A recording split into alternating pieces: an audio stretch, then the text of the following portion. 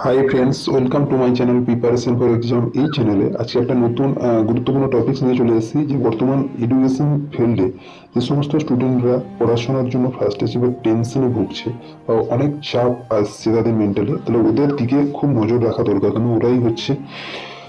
বর্তমান ভবিষ্যতের সম্পদ। সুতরাং ওদের যে যেদিকে ফিল্ডের ইন্টারেস্ট আছে সেই দিকটা প্রত্যেক মা বাবার খুঁজে দেখা দরকার এবং ওই দিকটার প্রতি সচেতন হয়ে ওই দিকে গ্রোথ করানো দরকার ওদের, যাতে ওদের ফিজিক্যাল, তার জন্য যে যে স্টেপগুলো মানে ওদের ফলো করা দরকার সেটা হচ্ছে ওদের ফিজিক্যাল, স্টুডেন্টদের দেখতে হবে যে ফিজিক্যাল মেন্টাল গ্রোথ কতটা হচ্ছে এবং ওখান থেকে ওরা সামনের দিকে এগিয়ে যাওয়ার জন্য কতটা তৈরি আছে সেদিকে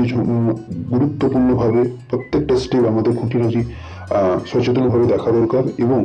ইনার কোয়ালিটি ওদের ডেভেলপ করা দরকার। যত ওদের মন ও শারীরিক দিক দিয়ে উন্নত হবে তত বেশি সে নতুন